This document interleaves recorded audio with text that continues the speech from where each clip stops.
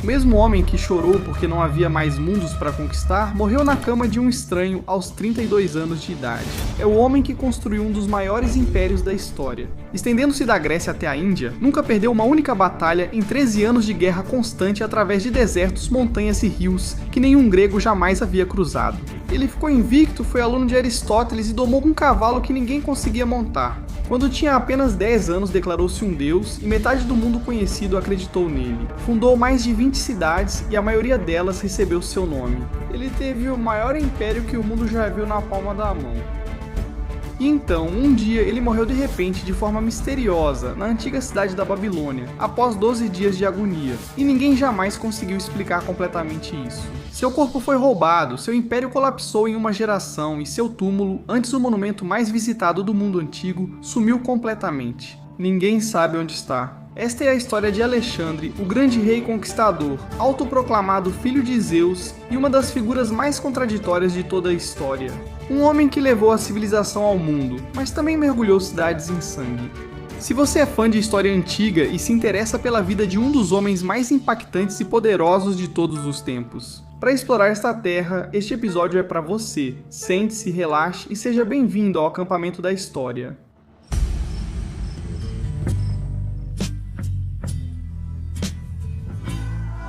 Olá pessoal, bem-vindos de volta ao acampamento da história. Sou Mark Gagnon e obrigado por acompanhar minha tenda, onde semanalmente exploramos histórias interessantes, fascinantes e polêmicas de todo o mundo e épocas. Sim, é isso que fazemos aqui. Tentamos descobrir tudo o que já aconteceu de verdade.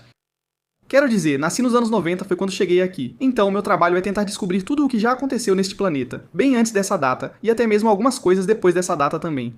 Mas este episódio não seria possível sem você. Quero agradecer muito a cada pessoa que clicou neste vídeo, curtiu, comentou, se inscreveu e simplesmente contribuiu para o programa de qualquer forma. De verdade, você mantém as luzes acesas na tenda e o fogo vivo. Isso também não seria possível sem o grego maluco, o jovem Alexandre, como é chamado.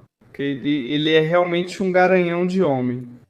O nome dele é Chrysos Capilapodos. Tudo bem, Chrysos, não temos tempo para conversar, preciso que poupe sua voz para me ajudar na pronúncia. Estamos falando de um dos gregos mais famosos que nem sequer era grego. Nós o reivindicamos. Sim, eu sei que vocês o reivindicam, tudo bem, mas isso é uma reivindicação liberal. O cara é literalmente macedônio. Alexandre não é grego? Quero dizer, pra mim todos vocês são gregos, certo? Você pode ir até albanês. Penso, são gregos, mas não exageremos. Poxa, qualquer coisa além disso. Tem grego, Tunísia, isso é Grécia, sei lá, pra mim é tudo a mesma coisa, brincadeira. Enfim, vamos começar. Sério, eu realmente preciso de ajuda com a pronúncia. Valeu, agradeço mesmo. Então, por onde começamos? Pelo velho Alexandre, o Grande. Que bom que você perguntou. Vamos voltar lá para 356 a.C. Alexandre, o Grande, nasceu em uma cidade chamada Pela. Essa era a capital do reino da antiga Macedônia. Era um estado difícil, semi-bárbaro, na fronteira norte do mundo grego. Agora, os gregos consideravam os macedônios quase civilizados. Quero dizer, eles não eram exatamente bárbaros, sabe? Não eram como aqueles povos malucos do outro lado das montanhas. Mas também não eram realmente gregos, entende? E especialmente naquela época, e até hoje em dia. Me corrija se eu estiver errado. Os gregos têm uma noção muito consistente e, digamos, pura do que significa ser grego, e os macedônios definitivamente não se encaixavam nisso, certo? Pense nisso como aquela vibe de quem vem do outro lado dos trilhos.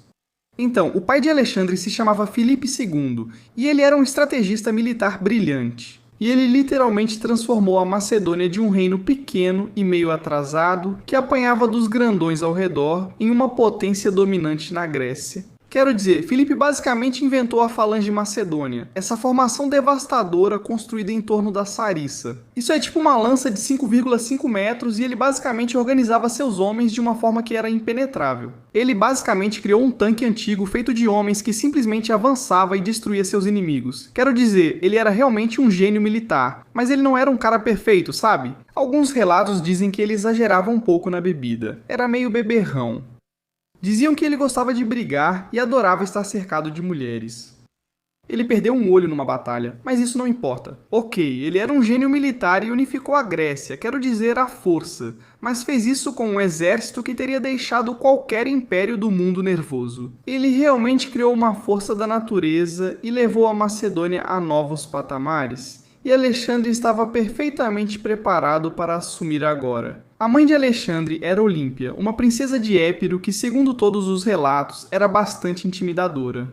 Fontes antigas a descrevem dormindo com cobras como parte de rituais religiosos. Agora, seja isso verdade ou uma metáfora, de qualquer forma, dá pra imaginar como isso afetava as pessoas que ouviam isso. Tipo, cara, essa mulher dorme com cobras.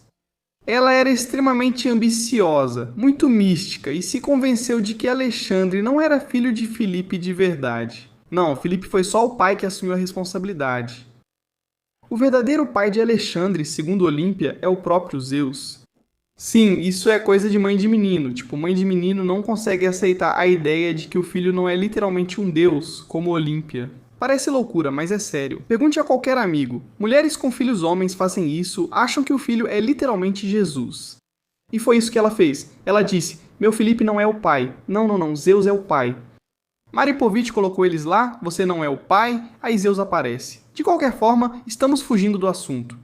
Então, seja porque ela realmente acreditava nisso, ou apenas preparava o terreno político para futuras reivindicações de divindade de Alexandre. É uma dessas questões ainda debatidas por historiadores. Digo, qualquer tipo de sucessão é possível de imaginar. É vantajoso para um rei, ou um monarca, ou um grande líder militar ter uma linhagem divina. E isso acontece basicamente em todas as culturas e reinos ao redor do mundo. Se o líder consegue dizer algo como, ei, eu venho de uma linhagem divina, isso dá a eles muito mais credibilidade e um domínio maior sobre o poder. Então talvez ela estivesse preparando o filho para isso, talvez ela acreditasse nisso, talvez um pouco dos dois, mas quem sabe? O que sabemos é que Alexandre não era apenas um príncipe vivendo à sombra do nome do pai. Sabe o que quero dizer? Quero dizer, Filipe, segundo esse, era o nível de inteligência do pai dele.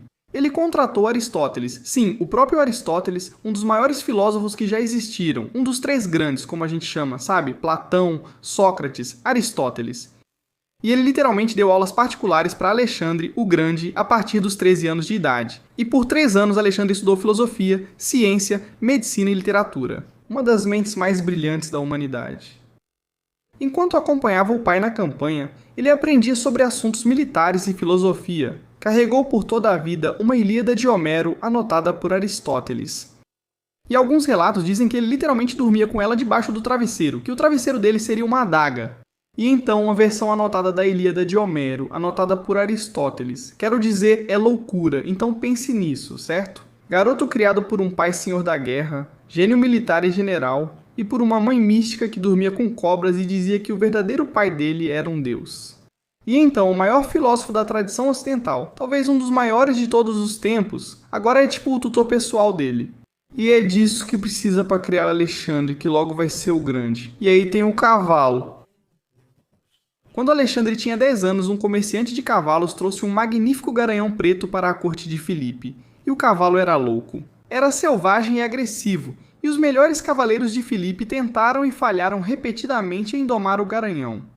Agora Filipe ia devolver o animal ao comerciante de cavalos, mas Alexandre, com apenas 10 anos, percebe que o cavalo teme sua própria sombra.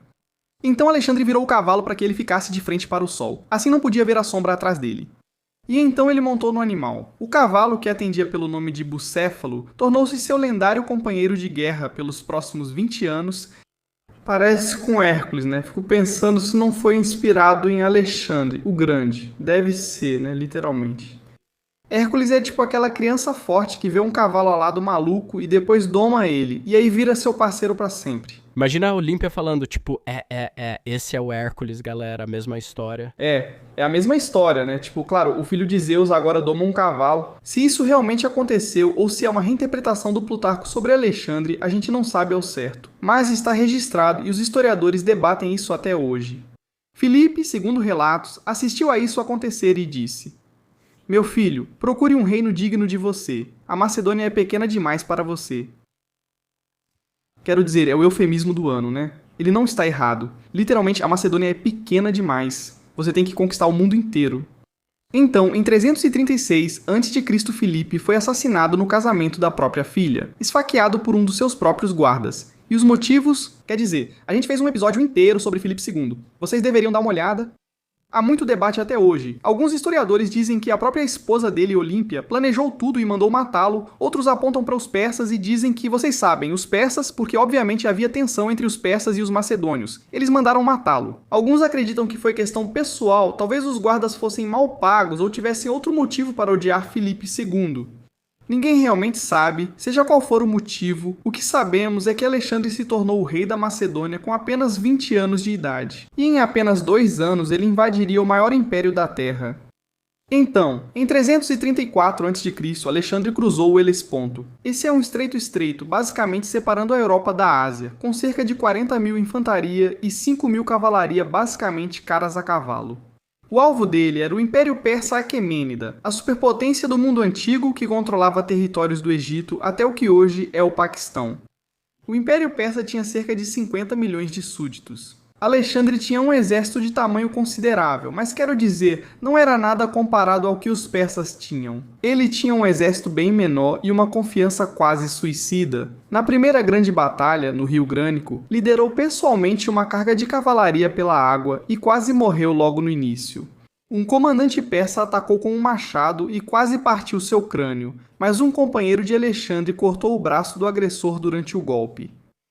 Quero dizer, de novo, isso existe, sabe? Em versões recontadas do evento. Parece quase impossível acreditar que isso realmente aconteceu.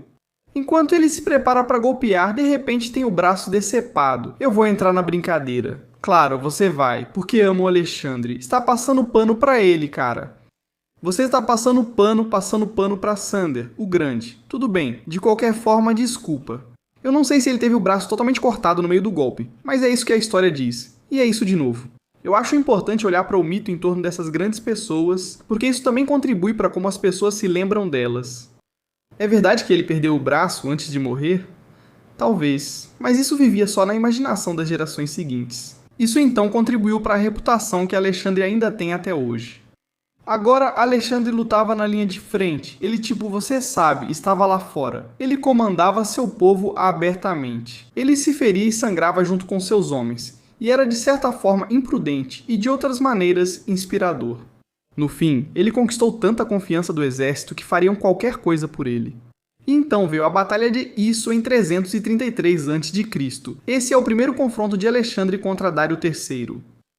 Esse é o próprio rei dos reis persa, esse é o chefão, certo? Dário trouxe um exército que superava o de Alexandre em pelo menos 2-1. Quero dizer, basicamente o dobro do tamanho, mas isso não importou. Alexandre esmagou o centro persa com uma cunha de cavalaria direcionada diretamente a Dário. O rei persa entrou em pânico e fugiu do campo de batalha, abandonando seu exército, dinheiro, mãe, esposa, filhos e tudo o que valorizava.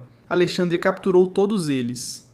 Mas aqui está o detalhe. Alexandre respeitou a família de Dário, não os executou, matou, expulsou ou pediu resgate.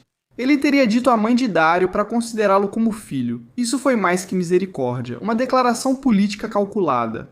Alexandre não estava apenas tentando derrotar a Pérsia, ele estava tentando se tornar a Pérsia, ele queria absorvê-los em seu império. E era uma abordagem realmente diferente de conquista que o mundo ainda não tinha visto até então. Depois disso, Alexandre marchou para o sul ao longo da costa do Mediterrâneo e a maioria das cidades se rendeu sem lutar. Quero dizer, eles viram o que aconteceu com os persas e como o exército deles era grande. Então simplesmente disseram, olha, é mais fácil se a gente cooperar. Mas a antiga cidade fenícia de Tiro se recusou. E é aqui que Alexandre o Grande começa a parecer um pouco mais sombrio, certo? Tiro era uma fortaleza insular separada do continente por cerca de 800 metros de mar aberto e nunca tinha sido conquistada em toda a sua história. A resposta de Alexandre foi construir uma espécie de ponte, basicamente atravessando o mar, e isso levou 7 meses. Quando seu exército finalmente rompeu as muralhas, Alexandre desencadeou um massacre. Quero dizer, 8.000 tírios foram mortos e 30.000 foram vendidos como escravos. Ele crucificou 2.000 prisioneiros de guerra ao longo da praia e fez isso de propósito. A brutalidade tinha um motivo, quero dizer, ela transmitia uma mensagem muito clara, resista e isso é o que acontece. E então, apenas alguns meses depois, Alexandre fez isso de novo em Gaza, e faria coisas ainda piores depois. Quero dizer, a contradição já estava enraizada no caráter de Alexandre. Ele tinha uma generosidade impressionante em um dia e mostrava tanta misericórdia com mulheres e crianças, e então era apocalíptico em sua violência, no dia seguinte. E realmente tudo parecia depender de ele sentir ou não que alguém estava sendo respeitoso e se curvando diante dele. Se você demonstrasse resistência ou contrariasse seu caráter, ele via como desrespeito e prometia destruir você e os seus. Mas se quisesse negociar, era diferente. Se você jurasse lealdade a Alexandre, ele aceitava e dizia, tudo bem, vocês são boas pessoas. Ele era implacável. E então, em 332 a.C., Alexandre marchou para o Egito e algo mudou. O Egito se rendeu imediatamente. Os egípcios sofriam sob ocupação persa há anos. E eles basicamente viam Alexandre como um libertador, certo? Se eles iam ser ocupados por alguém, Alexandre parecia um pouco melhor, não é? Melhor mudar um pouco. O sacerdote coroou Alexandre como faraó. E então Alexandre fez algo que mudou tudo. Ele fez um desvio de centenas de quilômetros pelo deserto da Líbia até o oráculo de Amon em Siwa, um dos locais mais sagrados do mundo antigo. E ninguém sabe exatamente o que o oráculo disse a ele. Alexandre entrou sozinho, como era o costume. E quando saiu, ele teria dito aos seus companheiros mais próximos que o oráculo confirmou o que sua mãe sempre lhe dissera, que ele não era realmente filho de Filipe, mas sim filho de Zeus Amon. Ele era filho de um deus. Será que Alexandre realmente acreditava nisso? Ninguém sabe. Historiadores debatem isso há milhares de anos. Alguns pensam que era só propaganda política. Há quem diga que o oráculo nunca falou isso a ele e que ele apenas começou a afirmar: sou filho de Zeus, como uma forma de legitimar seu governo sobre o Egito e eventualmente sobre todo o Império Persa. Agora lembre-se, este é Zeus Amon. Essa é uma maneira dele basicamente combinar a tradição grega macedônia com a tradição egípcia e dizer: eu tenho a linhagem divina do Deus único, o Deus que basicamente vocês veneram, seja qual for, é isso que eu sou agora. Alguns acreditam que ele passou a crer em sua própria divindade, já que sucessivas vitórias pareciam confirmar isso. Talvez eu seja mais do que humano. E aí, pessoal? Vamos fazer uma pausa rápida, porque quero falar sobre um patrocinador que me anima muito, a Chubbies. Se você não conhece a Chubbies, uso essas roupas desde o fim do ensino médio. Estou muito animado. Eu comecei esse podcast porque eu queria me aprofundar em coisas malucas da história e, sabe, nesses buracos de minhoca aleatórios que eu encontrava na internet. E agora eu estou trabalhando com uma marca que eu literalmente uso há 10 anos. Chubbies é uma daquelas marcas que você veste e pensa: isso é confortável. Eles são tipo os originais, tipo vou pra praia, estou relaxando no barco, estou andando por Sorro no verão. Shorts, quero dizer, eles são os melhores, as roupas deles são super respiráveis, quero dizer, o elástico é tipo original. Eles foram um dos primeiros a começar isso. Você pode se mover, sentar e existir sem sufoco, e não fazem só shorts. Eles têm de tudo, quero dizer, eles têm polos, têm suéteres, têm tudo que você pode imaginar, e tudo é resistente a amassados, seca rápido, é antimicrobiano, tudo isso que basicamente faz com que as roupas deles sejam, sabe, as melhores. É como se eu estivesse super confortável, quase podendo dormir, mas ainda assim sou um adulto funcional e incrível no trabalho. Ótima notícia, é o aniversário de 15 anos e os modelos originais estão de volta. Estes são os shorts que deram início a tudo, mantendo o caimento icônico, opções de comprimento e a mesma energia. Tipo, mano, só vou chegar e abrir uma cerveja numa sexta-feira, essa é a vibe. Então, seja no fim de semana, durante a semana, indo pra praia, pro churrasco ou só vivendo sua vida, a Chubbies te cobre. Por tempo limitado, a Chubbies oferece 20% de desconto aos ouvintes deste programa com o código CAMP. Se você acessar chubbshorts.com, são 20% de desconto no seu pedido com o código CAMP, C-A-M-P, em chubbshorts.com. Olha, se vocês confiam em qualquer coisa que eu digo, a Chubbies é fantástica, os shorts são realmente incríveis e você está ganhando 20% de desconto. O que você está esperando? Vai conferir agora. Vamos voltar ao programa. Aqui está o que sabemos com certeza.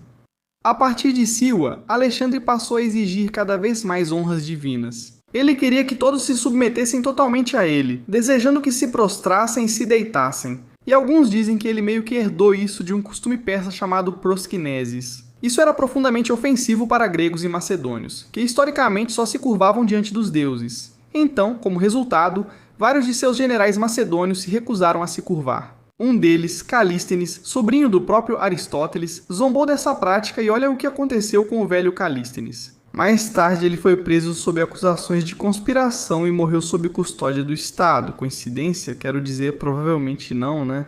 Depois do Egito, Alexandre fundou a cidade de Alexandria, a primeira e mais famosa das muitas cidades que levaram seu nome. Ela se tornaria a capital intelectual do mundo antigo, abrigando, é claro, a grande biblioteca e sendo um farol do conhecimento por séculos futuros. Até hoje, ainda é uma grande cidade egípcia, importante para o comércio, turismo e como ponto cultural. Nem preciso dizer que Alexandre passou cerca de 6 meses planejando pessoalmente o layout da cidade, mas ele nunca chegou a voltar para vê-la concluída. Em 331 a.C., Alexandre encontrou Dário pela última vez na Batalha de Gaugamela, e essa foi a grande batalha. Quero dizer, Dário havia reunido literalmente tudo o que o Império Persa tinha. As estimativas variam de 100 mil a até 250 mil soldados, segundo alguns. Alguns dizem que isso é possível. Eles tinham elefantes de guerra, carros de combate com lâminas e cavalaria de todo o Império, tudo o que podiam usar na batalha. Alexandre, por outro lado, tinha cerca de 47 mil homens. Quero dizer, alguns dizem que a proporção pode ter sido de 4 para 1. Quero dizer, ele estava tão em desvantagem numérica, mas mesmo assim Alexandre venceu novamente de forma decisiva. Ele usou apenas uma manobra tática brilhante. Ele atraiu a ala esquerda persa para fora de posição, e então lançou sua cavalaria de companheiros profundamente na brecha. Basicamente como uma lança diretamente em Dário, e mais uma vez, Dário fugiu, desta vez ele nunca se recuperaria. O rei dos reis. O grande líder Dário foi morto por seus generais meses depois. Enquanto fugia para o leste, Alexandre chorou ao encontrar seu corpo. Ele lhe deu um funeral real e então se declarou o legítimo rei da Pérsia. Não apenas um conquistador ou alguém que chegou e tomou o reino. Ele era o sucessor do rei dos reis, do próprio Dário. E é aqui que a história de Alexandre muda de uma campanha militar para algo mais ambicioso e, de certa forma, quase o final mais trágico possível. Ele não voltou para casa, quero dizer, ele já tinha conquistado tanto, tinha passado pelo Egito e por Tiro. E quero dizer, ele conquistou o Império Persa, um dos maiores da história, e seguiu para o leste. Ele entrou no Afeganistão, onde lutou uma guerra de guerrilha brutal que durou 3 anos. Quero dizer, tem algo interessante nisso, ninguém consegue lutar no Afeganistão. Quero dizer, os russos tentaram, não deu certo. Os americanos tentaram e também não deu certo. Alexandre o Grande também teve dificuldades. Após o Afeganistão, ele seguiu para a Ásia Central e atravessou montanhas que nenhum exército ocidental voltaria a cruzar. Até que os britânicos fizeram isso no século XIX. Quero dizer, níveis de medo sem precedentes e talvez, sabe, não medo, mas sim níveis de coragem, insanidade e destemor. E então ele vai para a Índia, no rio Hidáspes. Em 326 a.C., Alexandre lutou contra o rei Poro, sua batalha mais difícil até então. O rei indiano usou elefantes de guerra que assustaram os cavalos macedônios e Alexandre venceu, mas com alto custo. E Poro o impressionou tanto que Alexandre realmente perguntou a ele como gostaria de ser tratado, e Poro respondeu: como um rei. Alexandre restaurou seu reino e realmente o tornou um aliado. Mas nesse ponto, os homens de Alexandre já tinham tido o bastante. Eles estavam marchando e lutando há 8 anos. Quero dizer, eles estavam a milhares de quilômetros de casa, muitos deles não viam suas famílias ou seus filhos há décadas.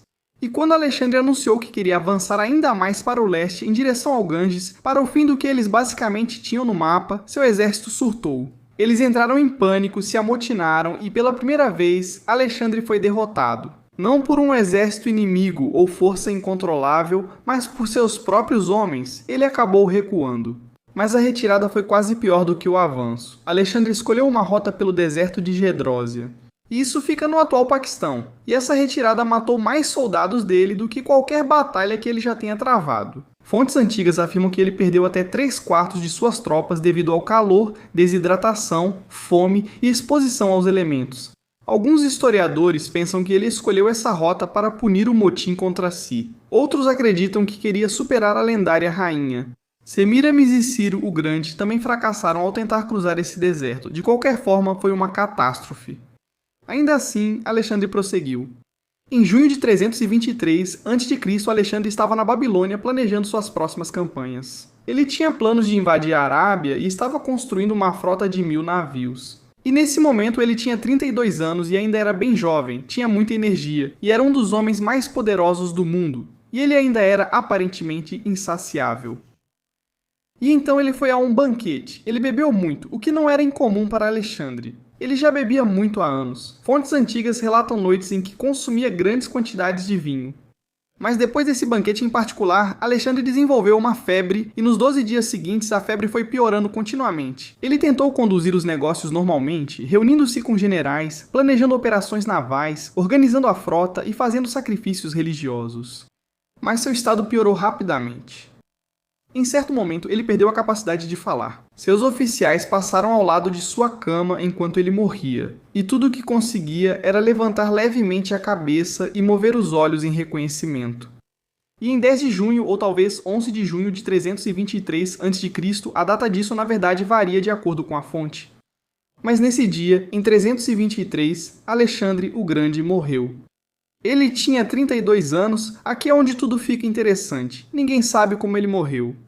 Fontes antigas sugerem envenenamento, afirmando que Antípatro, regente da Macedônia, teria mandado seu filho Cassandro levar uma substância tóxica para a Babilônia.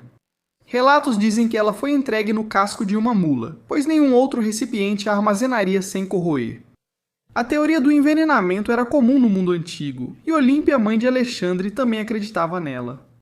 Historiadores e pesquisadores médicos modernos sugeriram várias explicações alternativas.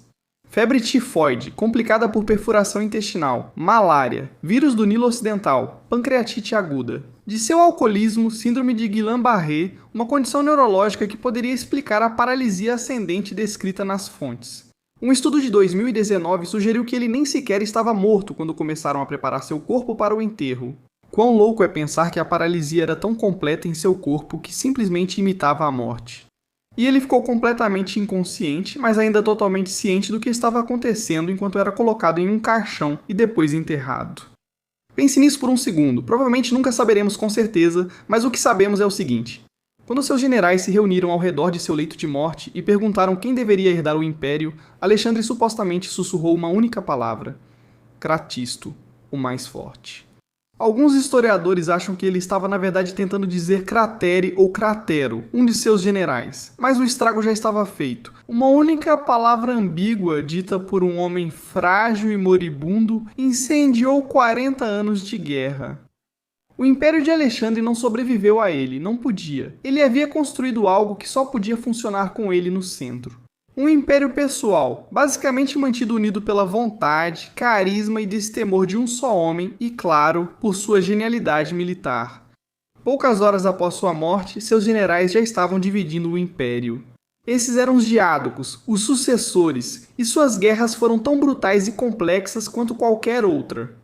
O próprio Alexandre havia travado Pérdicas, Ptolomeu, Seleuco, Antígono, Lisímaco, Cassandro, nomes que a maioria das pessoas nunca ouviu antes, travando guerras que moldaram o mundo antigo pelos próximos 3 séculos. Segundo a história, Ptolomeu roubou o corpo de Alexandre, sequestrando seu cortejo fúnebre ao retornar à Macedônia, e desviou-o para o Egito, onde o instalou em um magnífico túmulo em Alexandria. O corpo tornou-se um troféu político, por assim dizer, e possuí-lo basicamente legitimava a reivindicação de Ptolomeu ao poder. Júlio César visitou o túmulo. Augusto também o visitou. Dizem que o imperador romano Calígula roubou a couraça de Alexandre do sarcófago. E então, em algum momento por volta do século IV d.C., o túmulo simplesmente desapareceu.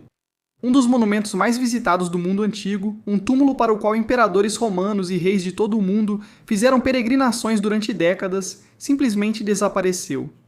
Ninguém realmente registrou sua destruição, ninguém sequer registrou que ele foi movido, simplesmente sumiu. E mais de 140 buscas oficiais já foram feitas, mas nenhuma teve sucesso. O túmulo perdido de Alexandre continua sendo um dos mistérios não resolvidos mais interessantes e intrigantes de toda a arqueologia. Alguns creem que ele está sob a Alexandria moderna, soterrado após séculos de urbanização e elevação do lençol freático. Alguns acreditam que ele foi destruído em tumultos religiosos no fim do período romano, enquanto teorias alternativas sugerem locais como Veneza ou o oásis de Siuá. O corpo daquele que é, sem dúvida, o conquistador mais famoso da história simplesmente desapareceu, e isso já faz mais de 1.600 anos. Então, o que pensamos de Alexandre hoje? Qual que é esse legado? Ele conquistou mais territórios aos 32 anos do que qualquer pessoa antes ou talvez depois dele. Ele espalhou a língua, a cultura e a filosofia gregas por enormes extensões do mundo, do Egito até as fronteiras da China. O período helenístico que ele iniciou durou 300 anos e criou uma cultura comum que conectou civilizações que nunca tinham se comunicado antes. Pela primeira vez, o grego se tornou a língua franca do mundo antigo. O Novo Testamento foi literalmente escrito em grego. Por causa de Alexandre, o grande arte budista, aquelas estátuas serenas do Buda com mantos esvoaçantes e tudo mais, alguns afirmam que ela foi influenciada pelas tradições escultóricas gregas trazidas pelo exército de Alexandre. Quero dizer, o efeito dominó dessa conquista literalmente tocou todas as civilizações conhecidas na Terra. Mas aqui está o ponto. O mesmo homem que construiu bibliotecas incendiou Persépolis, a capital cerimonial do Império Persa, um dos edifícios mais magníficos do mundo antigo, completamente até o chão. E seja por impulso de embriaguez ou por vingança deliberada pelo exército persa ter incendiado Atenas 150 anos antes, foi um ato de destruição cultural que ainda dói.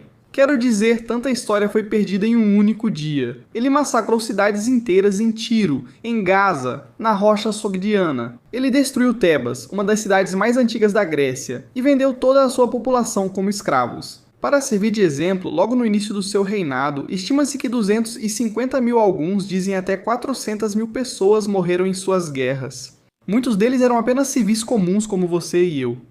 Ele matou os próprios amigos, em um acesso de fúria alcoólica. Ele atravessou Cletus, o negro, com uma lança, um de seus companheiros mais antigos e literalmente o homem que havia salvado sua vida no rio Grânico.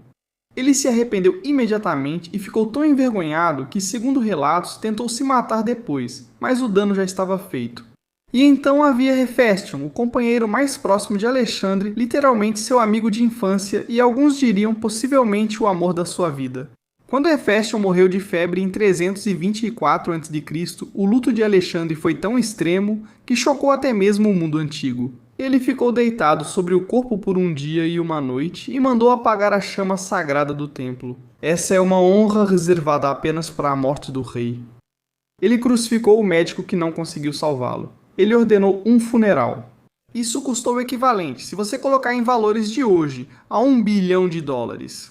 Fontes antigas descrevem a reação de Alexandre como a de um amante, esposa ou mãe dos filhos, e não só como amigo. No mundo antigo, essa distinção era menos chocante do que parece, mas isso revela a profundidade desse apego emocional que ele tinha com esse homem e também complica essa imagem do conquistador impiedoso. Alexandre o Grande não era uma coisa só, ele era um filósofo, um rei que mataria seus próprios amigos. E ele era um visionário que cometeu atrocidades. E era um homem que queria unir o mundo, mas no fim das contas só o deixou em pedaços. O que acho interessante sobre Alexandre é isso. No auge do seu poder, Alexandre teria encontrado um grupo de filósofos indianos chamados de gimnosofistas, ou os sábios nus, e ele lhes fez uma série de perguntas. Ele perguntou: como um homem pode virar Deus? E o filósofo respondeu: fazendo algo que o homem não pode fazer. Alexandre passou a vida inteira tentando fazer o que o homem não podia fazer. Ele ultrapassou todos os limites, geográficos, militares, políticos e até metafísicos. Tentou chegar ao fim do mundo e se tornar divino. E de certa forma, quero dizer, acho que ele conseguiu, não é? 23 séculos depois ainda estamos falando desse cara. Quero dizer, ele pode ser a pessoa que existe há mais tempo na consciência casual das pessoas. Com quem você conversa. Alexandre o Grande e Napoleão estão sempre no topo, mas Alexandre é o mais distante na linha do tempo. E talvez tenha funcionado. Quero dizer, até hoje, o nome dele ainda é o nome da cidade que 5 milhões de pessoas chamam de lar no Egito. E aí, pessoal? Vamos dar uma pausa rápida porque vocês sabem que é hora de subir de nível. E a Bluetooth lançou algo incrível. Beleza, a Bluetooth está conosco desde o início, então precisamos apoiá-los também. O que eles fizeram agora está mudando tudo. Isso é energia de outro nível. Medalha de ouro, Bluetooth Gold. Se não conhece, é a nova inovação da marca líder em comprimidos mastigáveis para ED. Esse não é o comprimido azul do seu avô, é o monstro 4 em 1 que define o padrão ouro de desempenho. São 2 ingredientes para manter a diversão, beleza? Misturados com apomorfina e ocitocina. Vão aumentar a excitação e conexões cerebrais, além de ingredientes que mantêm o fluxo sanguíneo e o funcionamento. Beleza, Bluetooth Gold dissolve na sua língua e faz efeito em apenas 15 minutos, e isso significa que você vai ficar pronto mais rápido e aguentar por mais tempo. Só vou dizer que foi assim que montamos essa barraca. A cada episódio damos um Bluetooth para Cristos e mantemos a barraca firme o ano todo. É isso que precisamos agora. Eu recomendo isso em um relacionamento cristão e casado, mas vocês sabem, podem fazer o que quiserem. Bluetooth é o serviço ideal para entregar esses comprimidos mastigáveis discretamente na sua porta e manter o quarto em alta. Temos um desconto especial para os ouvintes deste programa. Você vai ganhar 10% de desconto no seu primeiro mês de Bluetooth Gold. Se você usar o código GAGNON, G-A-G-N-O-N. Esse é o código promocional, GAGNON, G-A-G-N-O-N. Você pode visitar bluetooth.com para mais detalhes e informações importantes de segurança. E muito obrigado a Bluetooth por manter as luzes acesas e tornar este programa possível. Agora vamos voltar ao assunto. Até hoje, ele ainda aparece nas lendas de culturas da Islândia até a Indonésia.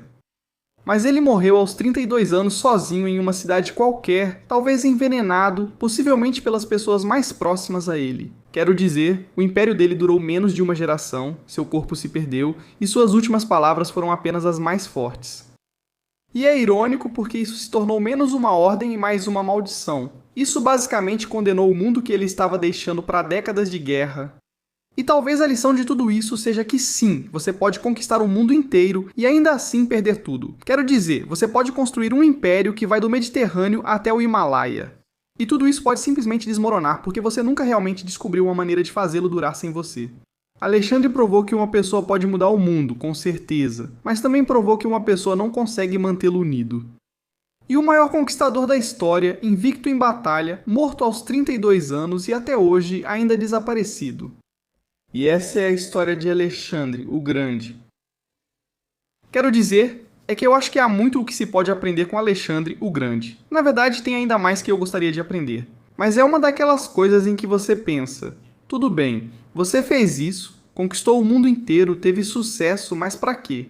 O legado de Alexandre é interessante, pois já impactava as pessoas na época, como contou o Dr. Manning, professor de Yale. Um historiador brilhante especializado no período helenístico participou desse episódio que você deveria conferir. Ele falou algo que achei muito engraçado.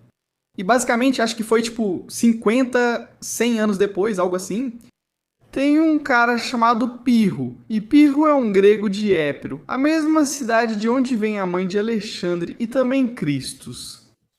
Ele está lá tranquilo quando uma cidade grega no sul da Itália enfrenta problemas com Roma que ameaça conquistá-la. Então eles chamam o nosso amigo Pirro e dizem: "Ei, você pode nos defender e lutar contra Roma?" E ele responde: "Tudo bem, claro." Então ele começa a travar essas batalhas a caminho de Roma e está perdendo. Mas ele vence as batalhas, porém perde tantos homens que quase se destrói, mesmo ganhando. E isso acontece umas 3 vezes seguidas. Porque achava que podia ser o próximo Alexandre, o Grande. Era obcecado por ele. Ele copiava todo o estilo dele, copiava todas as táticas de batalha e literalmente dizia: "A mãe de Alexandre é de Epiro, eu sou de Epiro. Minha mãe é de Epiro. Tipo, eu sou basicamente o Alexandre." Ele realmente queria ser ele, achava que era, mas não é esse cara.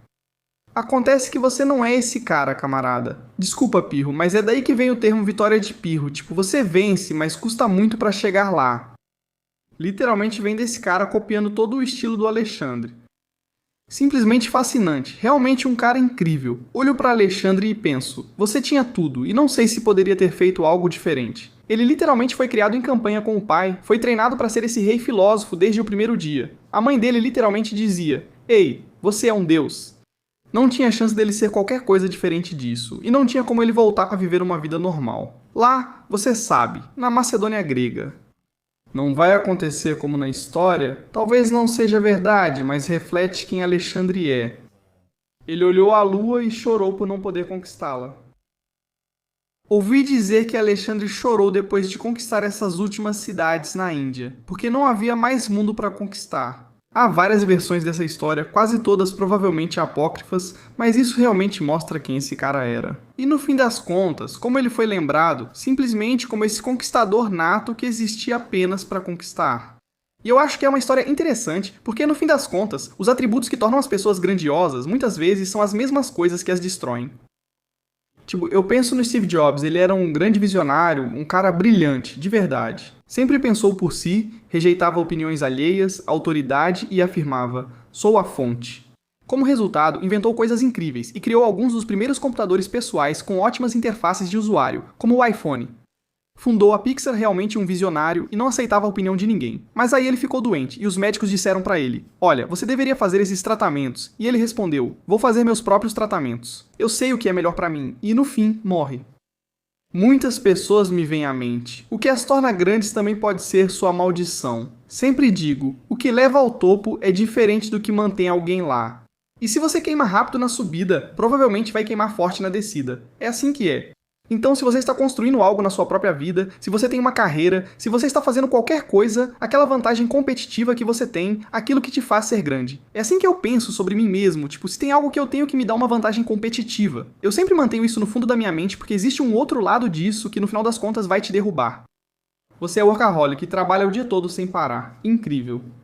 Bem, você vai chegar ao topo, mas depois terá família e filhos, continuará trabalhando sem parar, esquecerá deles e acabará sem um relacionamento verdadeiro com seus filhos. Você teve sucesso nos negócios, mas está desconectado da família. Isso é sucesso mesmo? Existe um equilíbrio que exige várias facetas e atributos para tornar alguém grandioso. E Alexandre é um ótimo exemplo de um cara que era tão bom em conquistar, mas não era bom em construir um estado. Ou em manter a coesão do império, ou sabe, literalmente criar algo que vai continuar existindo. Após sua partida, é justo reconhecer Filipe, pai de Alexandre, que criou um mundo sustentável. Quero dizer, ele basicamente colocou a Macedônia no mapa, conquistou vários estados vizinhos e construiu um império realmente funcional que, mesmo depois que ele se foi, continuou a crescer. Alexandre, sem sorte. Cristos, pode me lembrar os nomes dos filhos de Alexandre? Teve um filho legítimo confirmado, Alexandre IV, com sua esposa, Roxana, e um suposto filho ilegítimo, Heracles, com sua amante, Barcine. Agora, basicamente, os dois foram mortos ainda bebês, certo? Tipo, ele teve esses filhos e as esposas ou amantes, tanto faz, eles também foram mortos basicamente pelos sucessores que estavam nessa luta pelo poder. Então é tipo, cara, você teve esses filhos. Você agiu certo, mas não criou um sistema que prosperasse sem você. Mas na cabeça dele, ele pensa, por que eu precisaria fazer isso? Eu tenho 32 anos, eu sou literalmente Deus, posso fazer o que eu quiser agora. O interessante é que as pessoas sempre dizem, foi o pai de Alexandre, Filipe II morto por Olímpia. Alguns dizem que ele foi envenenado ou talvez morto de outra forma. O fato é que Olímpia acreditava, supostamente durante sua vida, que Alexandre foi assassinado por envenenamento. Isso me faz pensar, tipo, ela matou Filipe II... O próprio filho dela foi morto e ela pensa, sim, acredito nisso, pois foi o que fiz com meu marido. É uma teoria marginal. Eu sei que estou me baseando em conspiração, sabe? Conspiração histórica aqui, mas eu acho que ela matou ele. O que você acha? Não tenho comentários. Só por precaução, caso o estado de Olímpias venha te processar... Ou o país da Grécia. Tudo bem, tudo bem. Vamos lá. Quero dizer, olha, Olímpias era macedônio, certo? Claro, eu sei, acho que ela era de Epirus... Isso mesmo, minha cidade natal. Você já esteve lá? O tempo todo? Eles têm santuários para Alexandre. Não, sério, não que eu saiba. Eles devem ter algo. Olímpia, nada. Acho que não. Uau. Deve haver estátuas em algum lugar, mas não estão em destaque. E o Monte Olímpia? Fica em outra região da Grécia, não em Epidauro. Engraçado que o Monte Olímpia é exatamente o que Zeus fez. Você sabe do que eu estou falando. Vamos lá. Bate aqui. Pessoal, tudo bem, vamos encerrar por aqui. Sabe de uma coisa? Aprendi muito sobre Alexandre e isso me animou um pouco. A grande lição é... Não deixe que seus melhores atributos e as qualidades que te tornam diferente e que te dão a capacidade de avançar sejam justamente aquilo que no final das contas te derrubam. Proteja-se, aprenda, reflita sobre si. Tenho grande talento nisso. Será que minha obsessão por esse talento e meu foco nele podem ser minha ruína? Essa é a única coisa em que eu penso pra mim mesmo. É assim que eu tento, sabe? Viver minha vida do jeito certo. Eu só tento. Tudo tem um lado ruim. Sabe o que quero dizer, Yin e Yang? Acho que é isso. De qualquer forma, não se torne Alexandre o Grande. Aprenda com todas as coisas grandiosas que ele fez. Sabe? A coragem, a ousadia, a inovação, a confiança. Mas também aprenda com a queda dele, o fato de que ele não criou um império bem-sucedido e próspero na época da sua morte. Que ele exigiu demais de seus homens, não ouviu nem demonstrou empatia por quem estava ao redor. Existem duas lições com qualquer grande homem, o que fazer e o que evitar. Enfim, se você é fã do History Camp, ótima notícia, estamos aqui. Se você também gosta de conteúdo religioso, se gosta de mergulhar fundo no que todo mundo acredita, é isso que eu gosto de fazer. Eu gosto de descobrir por que cada um acredita no que acredita. O que e quem é o Deus que eles adoram e como eles se orientam direta ou indiretamente por esse sistema de crenças.